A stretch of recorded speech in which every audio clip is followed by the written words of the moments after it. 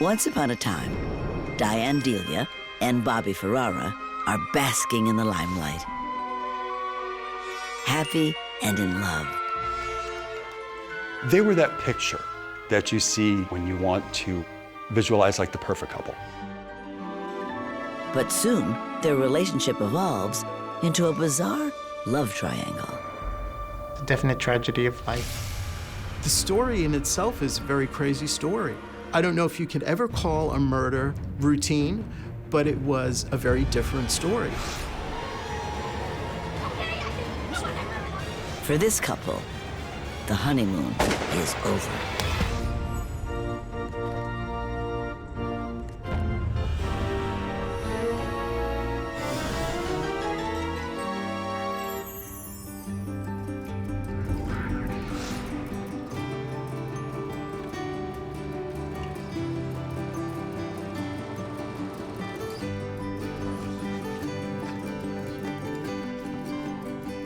Bobby Ferrara and Diane Delia are finally getting married. These New Yorkers are no ordinary couple. The bride is transsexual. But Bobby can't wait to be her man forever. It was like the captain of the football team and the head cheerleader, you know? They were that picture that you see in your head when you want to visualize like the perfect couple. Everyone's thrilled for them. Their closest friend Vanessa even bought the wedding bands for the ceremony. They just were such a good couple. It just always seems so wonderful. You know, weddings are a ceremony. They're a ceremony marking something. And what are they marking? A new beginning. This is a chance to start over. This is a chance to begin a new life for Bobby and Diane. But that new life is cut short when just 2 months later, on the nearby Hudson River, trouble rises to the surface. Two workmen, they were having their lunch and they saw something floating. They called the police. They were requesting detectives at the foot of 28th Street Pier. There was a floater. That's police terminology for a body in the water. Looks like the dock master's actually moved. The first responding officers pull the body onto shore. When I got there, the body was still wrapped in a yellow blanket, tied with rope. We did search the body. There was no identification, no wallet, no money, no jewelry. Police can't tell much yet. Just that it's a woman with 4 bullet holes in her head. Detectives don't know who she is, or that she once was a he. Newlywed Diane Delia was actually born a male named John Delia. He grew up singing and dancing, flamboyant from the start. He had a difficult childhood, never quite fitting in.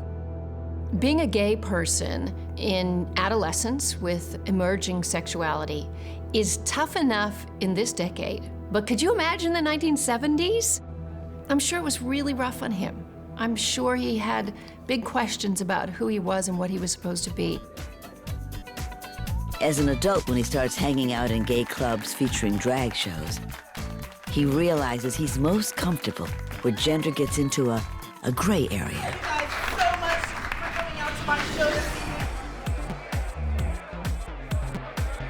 In the 70s, Manhattan is the center of the glam disco scene, where all the rules are thrown out the window.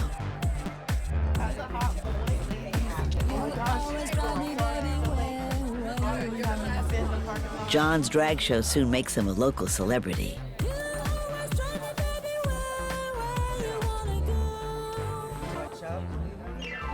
He's especially known for his spot-on impersonation of Diana Ross.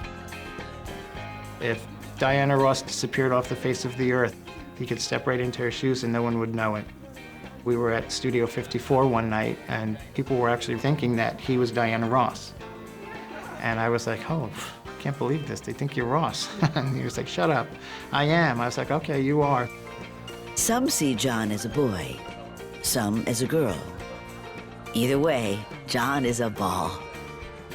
The most vivacious, outgoing diva with a capital D that you would ever want to meet. Once you met her, you'd never forget her, ever. Whether good or bad, you would never forget her. John and a small band of fellow drag queens make whichever club they go to the club, whether dressed as guys or girls. From the minute you saw one of us coming through the door, you knew the other two were right behind. They knew once we walked through the door, we ruled the club. It was like they parted the seas when we walked in. Drag queens are loved in gay clubs. It was a great place for him to act out his sexual orientation. He's a rising star with loads of friends. Yet John still feels like something isn't quite right. He's not sure if he should keep dressing up as a woman or actually become one. Bobby Ferrara has always known he's gay, but there's a lot of pressure not to be, especially in the 70s. Hoping for a new path, he joins the Navy. Bobby probably joined so he could have the ultimate expression of heterosexual male machismo. I'm gonna be a man. What's going on? How are we all tonight? But he quickly realizes it's not for him. He goes AWOL and finds his true calling bartending in New York's gay clubs. He knew a lot of people as a bartender. He was very friendly. Everybody knew him, everybody liked him. Bobby was the guy everybody wanted to date. He was tall, dark, handsome, laid back. He was just an incredibly warm human being. But as with John, something's missing. If only he could come out with a partner who he was really attracted to, who he could also take to the world and not suffer discrimination. And then one night, John, the performer, spots Bobby, the bartender. I think when John and Bob first met, I know it was love at first sight for John. John just fell head over heels. He said, that's gonna be my husband someday. I'm gonna marry him. As they begin dating, Bobby's found his place, and John's happier than ever. But now, newlywed Diane Delia, the person once known as John, has disappeared from Riverdale, New York. Bobby and their closest friend Vanessa tell Diane's mom they last saw Diane out partying 3 weeks earlier, wearing an all-lavender outfit with matching shoes. What they don't know yet is that over in Manhattan, investigators have pulled the body of a young woman out of the Hudson. And she's wearing a lavender outfit. They had no identifying documents of any type on the body to make a determination as to who this body was at that time. An autopsy begins to provide answers. The victim is in her early 20s and was shot at point-blank range. Police also discover that the woman was not always a woman. They also make a determination that at one time this body was not a female, that at one time it was a male who had a sex change operation to become a female. At the autopsy, the medical examiner also discovers something that might help identify the victim. A cartoon bunny tattoo on the shoulder. Finally, a detail to go on. With a tattooed transsexual victim found in the Hudson, detectives know the logical place to focus the search for an ID is in the tightly knit gay community in Midtown. When I found out she was a he instead of a she, I immediately thought it was a local person from 12th or 11th Avenue who somehow got in trouble and wound up in the water. Something local, never thinking what was to come. What is to come is an escalating series of bizarre twists and stunning surprises. How did Diane Delia go from fabulous newlywed club goddess to an unidentified murder victim floating in the Hudson River? Who put her there, and why? The answers lie in a provocative story of love, identity, betrayal, and unexpected violence.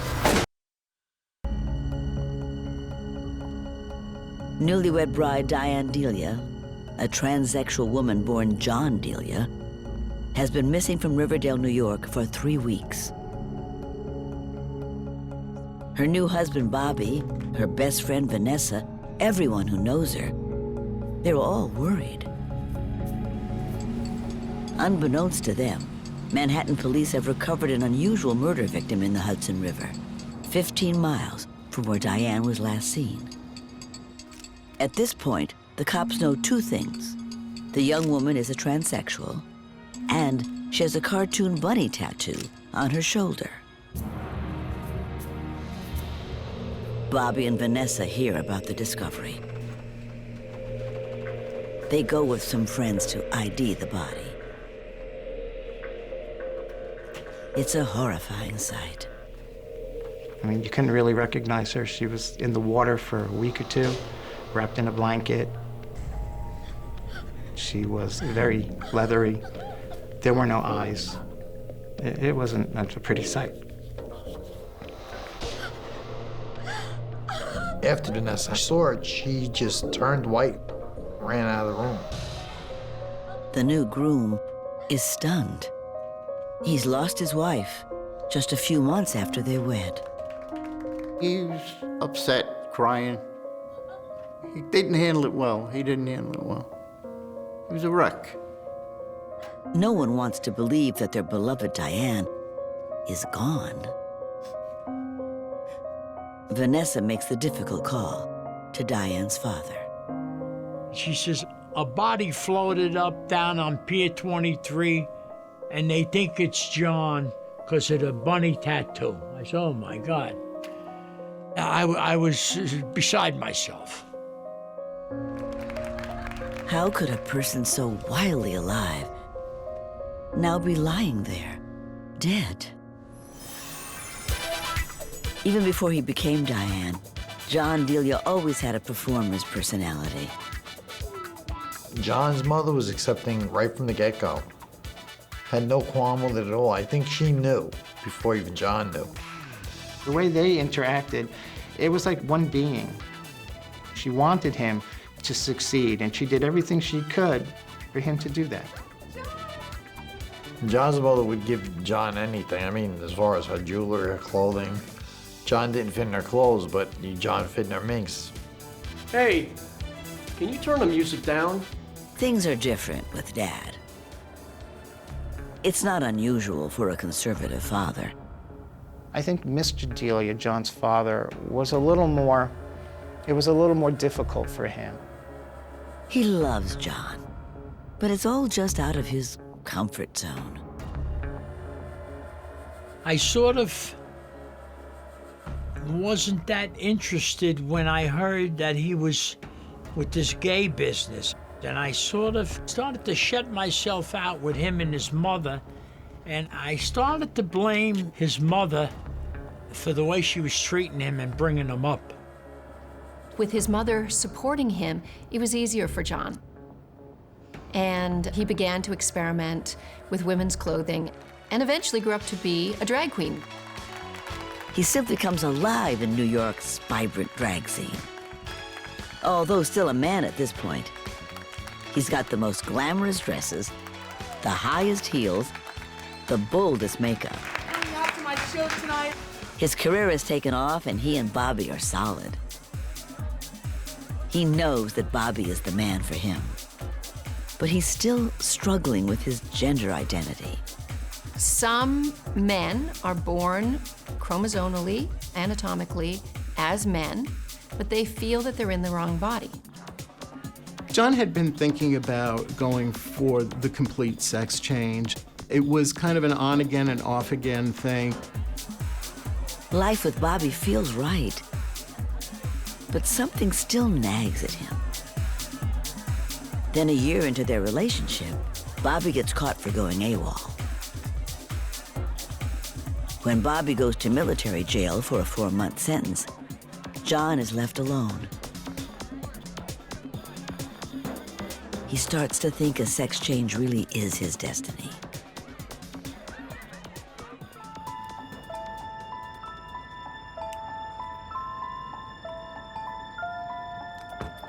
2 months later, John meets a young woman named Vanessa Kingston. She's a gorgeous socialite who pulls up in a brand new Cadillac.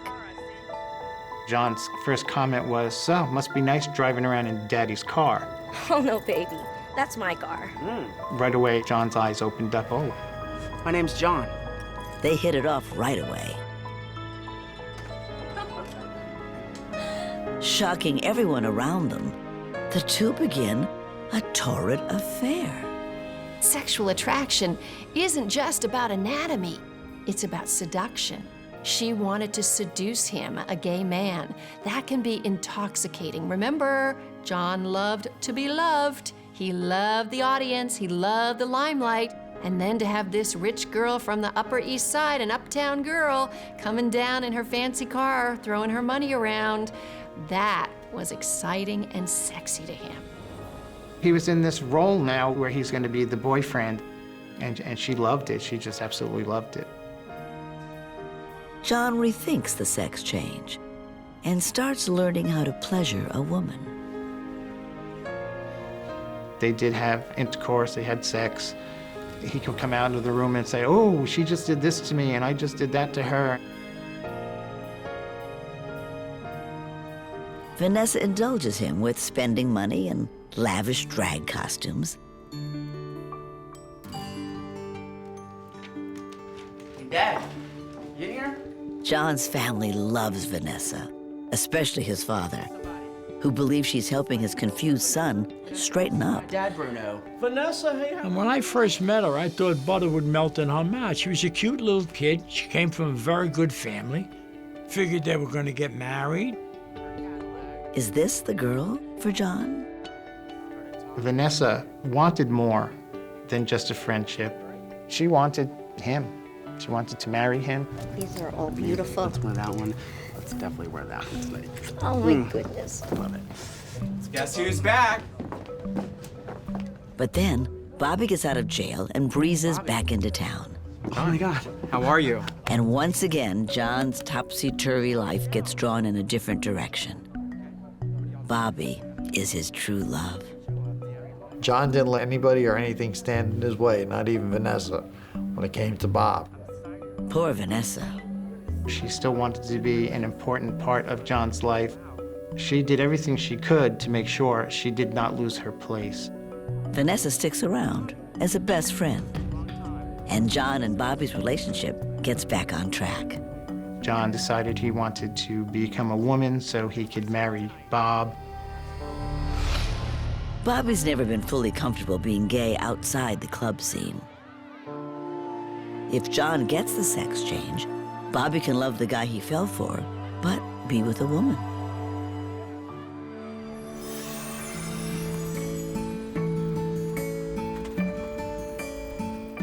Vanessa offers to finance the sex change operation. She might be losing him as a lover, but she's determined to keep him in her life. John's father just doesn't get it.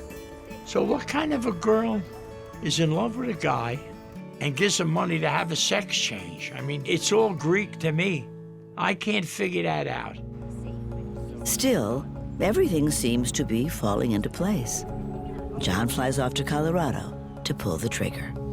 This is what she was going to do. She's in the wrong body. She needs to do this. I'm not happy the way I am, and she went ahead and did it. I got a call from my son, John. He said, "Dad, it's me, John. I'm in Colorado somewhere. I had a sex change." I said, "What?" I was hysterical.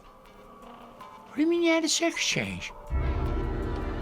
Now physically a complete woman, she takes the name Diane, in honor of Diana Ross, whom she still impersonates in clubs around New York City. She was so proud.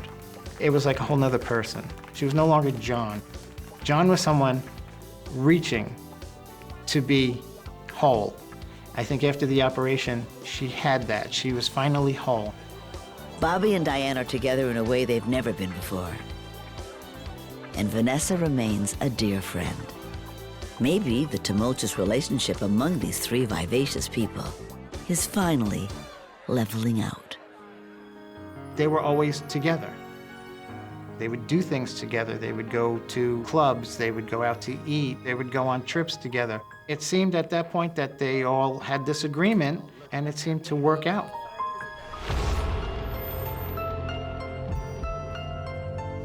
But now, Diane's dead, and those who love her are devastated. No matter how she lived her life, she didn't deserve to die like this. Soon, a sparkling engagement ring and some fabulous shoes will help police uncover the truth. 2 months after an unusual wedding, transsexual bride Diane Delia is found dumped in the Hudson River, shot to death. She's left behind a legion of mourning fans and her new groom. Her complex life cut tragically short. Through insect evidence on her body, investigators determined Diane was killed in a wooded area before being thrown into the Hudson. She was found wrapped in a yellow blanket. Her shoes and ring are missing. There are no fingerprints to point toward her killer. The case is going to have to be solved the old-fashioned way, getting out, hitting the streets, talking to people. But none of Diane's many loved ones seem to know anything. Detectives do get one possible lead when they talk again to the grieving groom. He asked me if his wife's ring was found. I said there was no jewelry found on the body. He said she was wearing an engagement ring and it's missing. Bobby has a hunch about the ring. That's what he said to me. If you find who stole my wife's ring, you'll find who killed her. They hope Bobby's right, and the ring will lead to whoever killed Diane, who had just begun coming alive as a woman. She's successfully transitioned her once romantic relationship with Vanessa to a friendship. And she's back with Bobby, the love of her life. Together, they made a great couple. It was like they would finish each other's lines if they were having a conversation. It just always seems so wonderful. I think I like these right here, don't you? Do you like that one right there? I love Let's it. try that one on. They want to make it forever and decide to marry. But Bobby can't afford the kind of ring Diane truly deserves. To show her support, Vanessa takes the happy couple on a shopping spree. The perfect engagement ring is on her. For Diane, the perfect ring is 3 white gold bands with 7 sparkling diamonds. Diane is thrilled to have her lover and dear friend supporting her journey. It's a non-traditional arrangement, to be sure, but with these 3, their bizarre love triangle seems to work. Are you nervous yet? A little bit? Just breathe. Today is your day of being spectacular. It's all about you, girl. Bobby and Diane plan their wedding to be a small family affair at the local courthouse. Come on, Vanessa. Okay, how about right here? Diane has never felt more love. You're gorgeous. Oh, look at the happy couple. Diane wanted to marry Bob more than anything in the world. Bobby and Diane exchange vows, promising to love, honor, and cherish each other forever.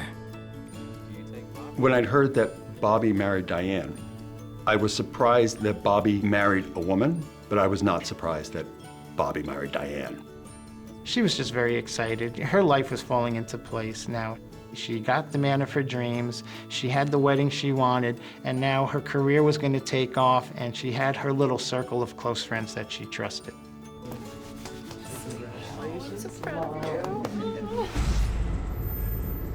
But someone has betrayed that trust. Police struggle to find out who killed Diane. They turn to those closest to the victim, including her husband and best friend. They certainly have an unusual 3-way relationship. Love triangles are as bad as 3 little girls on a play date. They always involve fights. There's someone at the top of the triangle that the 2 other people love. And there's always room for conflict down here between the other 2. Detectives know husbands are often involved, but there's nothing at all pointing to Bobby. I didn't think Bobby was violent. in any way. He was just a very mellow kind of guy. Really pleasant, really nice. What about Vanessa, Diane's closest friend and former lover? It seems impossible. She's always been so devoted to Diane. She did everything she could to make Diane happy and to give Diane what she wanted. So, could it have been a stranger? Friends do say Diane's big personality did rub some people the wrong way. Blonde. Go blonde. Don't you think blonde? How's she gonna go blonde? And she had a fiery temper. Why don't you queens stop being so loud and shut the hell up sometimes? Oh, no, she Darling, I suggest you shut your mouth before you get punched in it. She was a boisterous person. She would start a fight on a drop of a dime. Had no enemies, but she'd start a fight. Perhaps one of those people Diane stood up to got fed up and killed her. But who? Investigators are frustrated.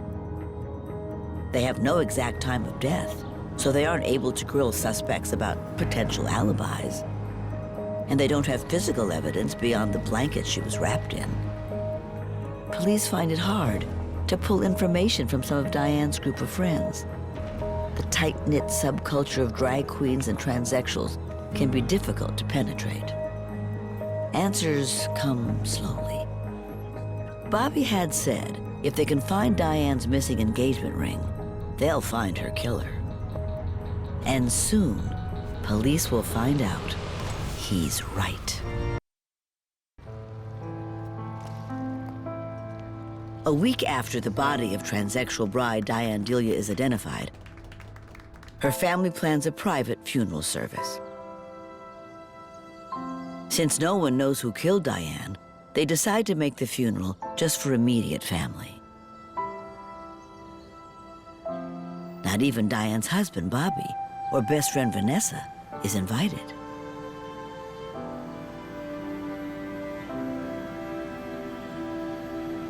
So they gather together for support and to watch what they can. We watched the funeral cars go by, and as the cars went by, I had Vanessa on one side of me and Bob on the other side of me. And we're watching, and they're like, you know, I can't believe they're not gonna let us go. I'm her husband. I should be allowed to go.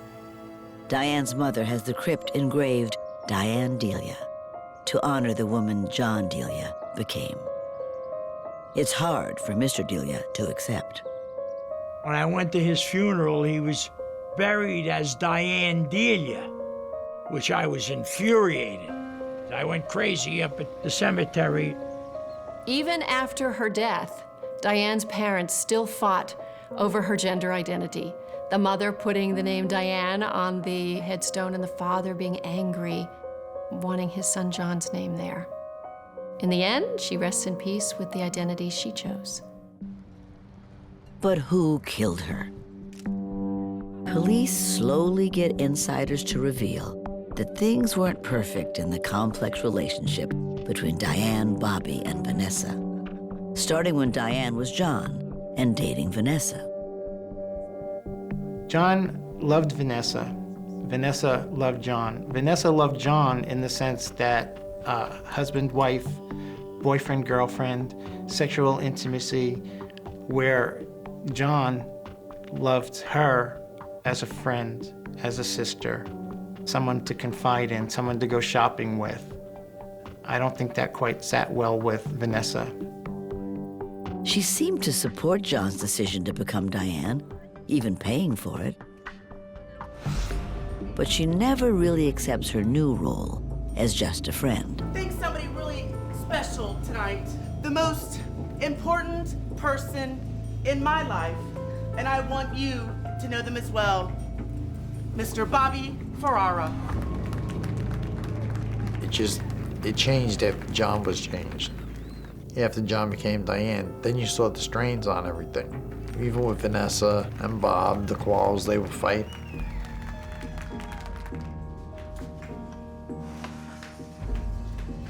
Hey, handsome. Looking for a good time? Look, I'm not looking for a good time right now. And insiders say Bobby also has a tough time adjusting to life with Diane after the wedding. He rejects her sexually. But that needs to be with other gay he misses the company of men. I should be all that you need. No, you're not! Bob was gay. I mean, you're gay for a reason. You want a man. I think Bob was caught between a rock and a hard place. Bobby says he needs to continue seeing other men. He's gay after all, but doesn't want Diane to see anyone else.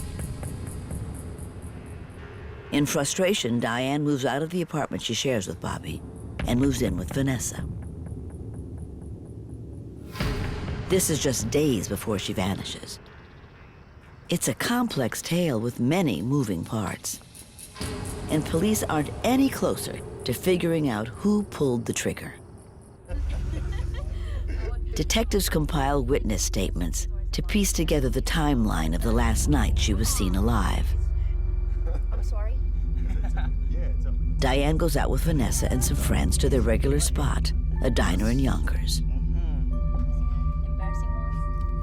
It's a great night. Until Vanessa sees Diane with her beautiful new friend. I'm sorry. Diane was making out with another girl in front of Vanessa, and she got very upset about it. That was Vanessa, but that's how Vanessa was. She wanted something, Vanessa. and if she didn't get it, that's when all hell would break loose. As they say, hell hath no fury. Vanessa, what is going on right now? Vanessa got enraged over it. She went to Robert Ferrera's apartment and demanded all of Diane's clothing because she paid for them. She didn't want to see Diane dressed up like that anymore. She says, I'm not giving any clothes back. They're clothes I paid for, and they're mine. The triangle is collapsing. Vanessa's enraged and filled with envy. Bobby's off seeing other men. Diane is at the top of the triangle going, what happened here? That night, Diane stays out with friends, hoping to just have fun, like the good old days before it got so complicated.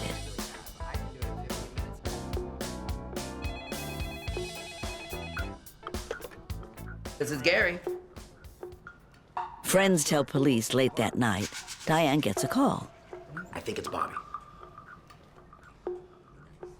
Bobby says he knows where some stolen DJ equipment is, and he has promised a friend he'll get it back. He says he really needs Diane's help. All right, Bobby. This is gonna be the last time. I'll see you in a few. Diane asks her friends to drop her off at Bobby's place, where Vanessa had just gone to take back all the clothes. You know you're more than welcome. I know, I hate to rush out on you. I hate to rush out, guys. It was so nice meeting you. It was so nice meeting you. After that, nothing. Until the river. Police are narrowing in on what happened to her in between those times, but they need evidence. Bobby had mentioned that finding Diane's missing ring might lead them to the answers. On a hunch, detectives check a pawn shop next to the Yonkers diner Diane, Bobby, and Vanessa frequented. I spoke to the owner and asked him about this particular piece of jewelry, and I described it to him. And I had Robert Ferrera's name. He said, the ring you're talking about, Robert tried to sell it to me early in October. I bought it from him. It means Bobby had the ring after Diane disappeared. I'm thinking I got Robert in a big, big lie, and I don't know how he's gonna get out of it. So I brought him into the station house. I said, Robert, you lied to me. You told me your wife had the ring. He said, I couldn't tell you the truth because I knew it would look bad for me. Look bad for you? It makes you look like a killer. But in this story, nothing is simple. And before the whole truth comes out, the most bitter betrayal will come to light. Police believe Diane Delia's new husband, Bobby, was involved in her murder. But they have no evidence beyond a pawned wedding ring and no witnesses. Months pass with no arrest. Then, 3 months after the murder, investigators get a break when a friend of Bobby's named Giorgio gets busted for drugs. Hoping for leniency, he offers up information on the Diane Delia case. I killed her. He says Bobby actually confessed to him that he and Vanessa killed Diane together. But it's just one statement. Police still need physical evidence. And it starts to show up. Just after Giorgio talks, some of Diane's drag queen friends tell police they recently went through Diane's costumes at Vanessa's apartment and found Diane's lavender pumps. The ones everyone says Diane was wearing the night she disappeared. How could Vanessa still have them?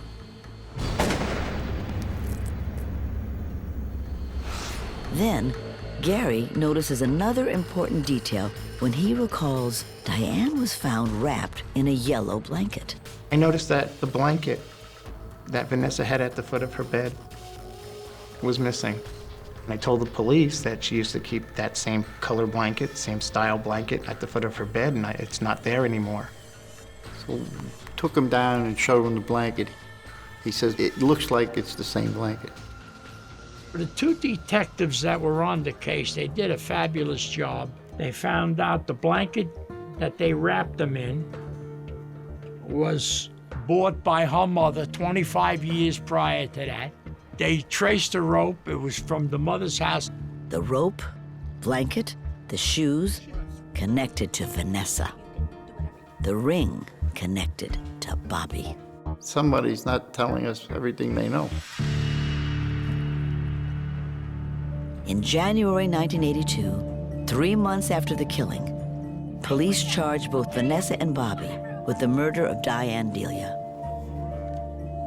It stuns everyone. I think the last people that we would have thought had anything to do with it would have been Vanessa and Bobby. Sensing the cops were narrowing in on him, Bobby Ferrara had attempted suicide in a motel, but he was saved and is arrested after he recovers. You know, he actually seemed relieved. He really seemed relieved. I guess it's over. He says it is over. But it's not over yet. Prosecutors still need to prove it in court. The prosecutor's theory is that the crime begins to unfold when the love triangle between Diane, Bobby, and Vanessa falls apart after the wedding. Vanessa's motive? Prosecutors claim jealousy. She's obsessed, and Diane had pushed her too far away. And Bobby's? Wanting to get out of a marriage to a woman he never should have entered into. All right, okay, thank you. Prosecutors build their case on Bobby's confession. He says that on that night, he lures Diane to the apartment where Vanessa is waiting. They drive her to a rural area by the river, telling Diane they're going to retrieve stolen DJ equipment dumped in the woods. Bobby tries to pin the murder on Vanessa and tells police that as they walk, Vanessa pulls a gun from her purse and without warning, shoots her former lover twice. Bobby says he thinks Diane is still alive. So he takes the gun and shoots her 2 more times to put her out of her misery.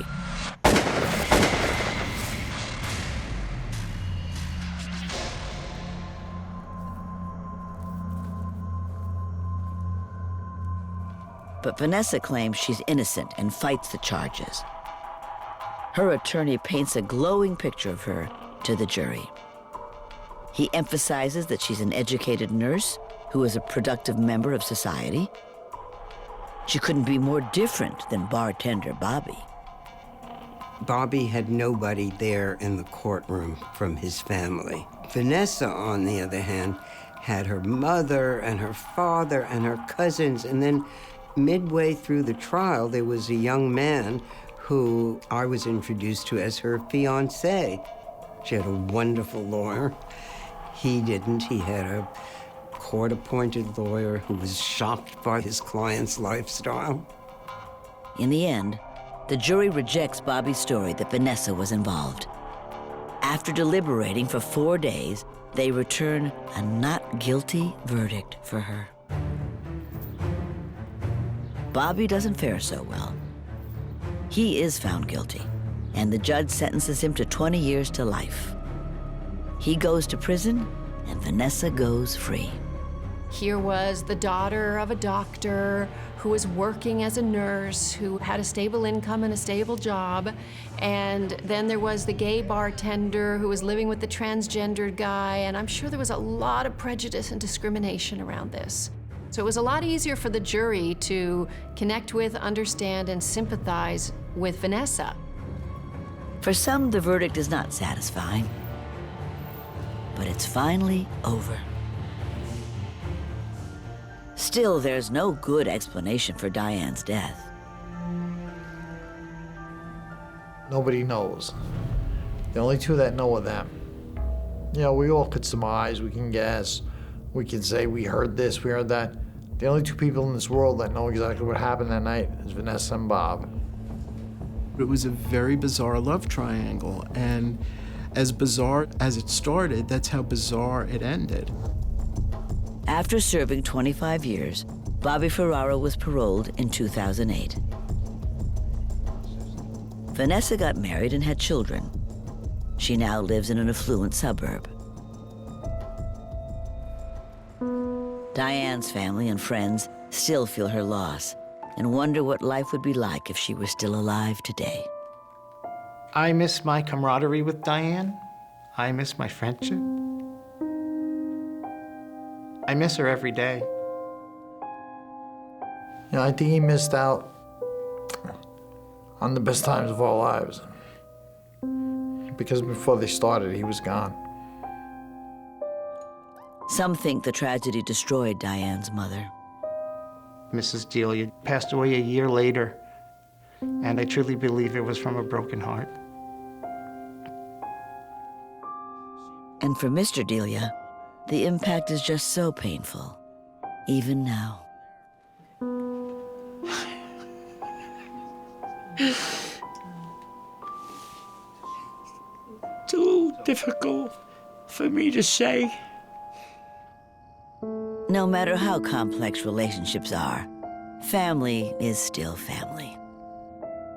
And no family member should be ripped away like this, ever.